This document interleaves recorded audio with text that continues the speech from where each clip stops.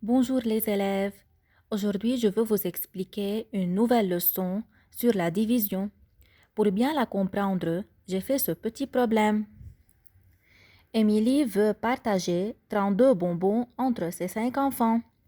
32, c'est le nombre total de bonbons. 5, c'est le nombre d'enfants. La question posée, combien de bonbons chaque enfant reçoit? Et est-ce qu'il restera de bonbons non distribués ou pas? Pour répondre à ces deux questions, j'ai fait ce tableau. Dans la première colonne de ce tableau, il y a le nombre de bonbons donnés à chaque enfant. Dans la deuxième, il y a le nombre de bonbons distribués. Et dans la dernière colonne, il y a le nombre de bonbons restants.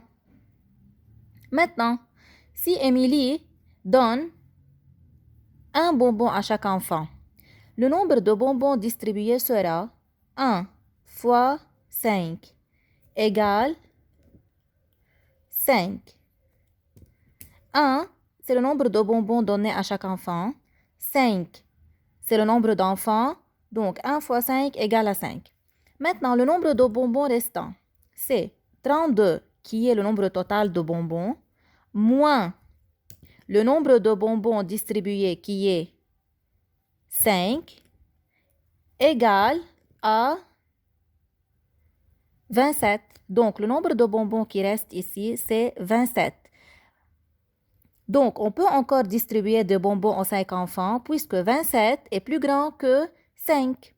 Maintenant, si elle donne 2 bonbons à chaque enfant, le nombre de bonbons distribués sera 2 fois 5 égale à 10 et le nombre de bonbons qui reste sera 32 moins 10 égale à 22. 22 qui est le nombre de bonbons restants et 5 qui est le nombre d'enfants. Donc 22 est plus grand que 5, donc on peut encore distribuer des bonbons aux 5 enfants. Maintenant, si Émilie va distribuer 3 bonbons à chaque enfant, le nombre de bonbons distribués sera 3 fois 5, 15. Et le nombre de bonbons qui reste sera 32 moins 15 égale 17. 17 est plus grand que 5 qui est le nombre d'enfants. Donc, on peut encore donner des bonbons aux enfants. On peut encore distribuer. Si elle donne 4 bonbons à chaque enfant, le nombre de bonbons distribués, ça sera 4 fois 5 qui est égal à 20. Et le nombre de bonbons restants, ça sera 32 moins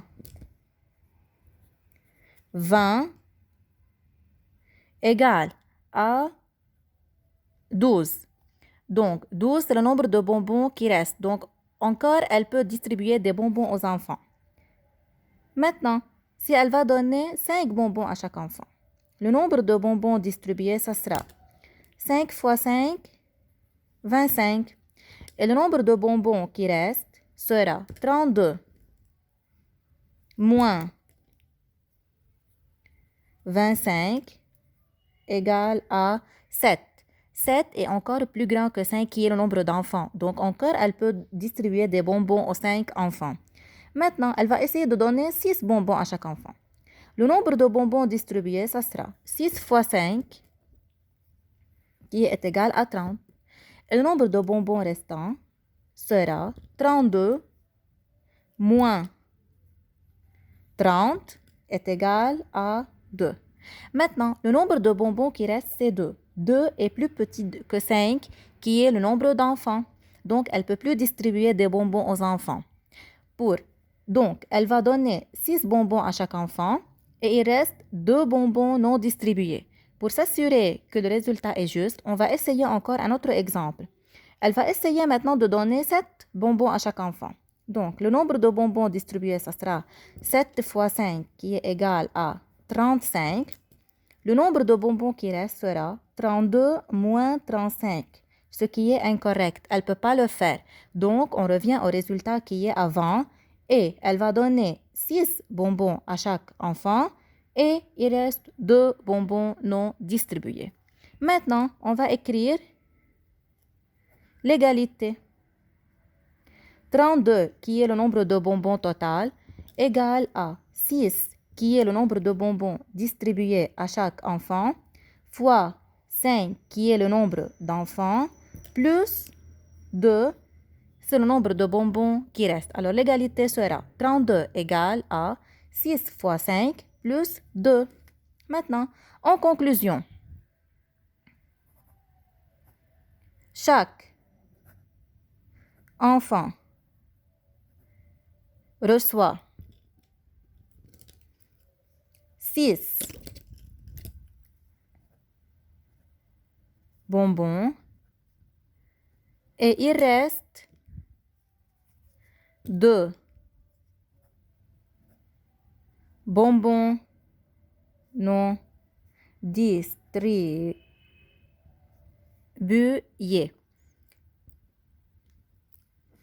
Maintenant, donc, quand on a partagé 32 par 5, on est en train de diviser 32 par 5.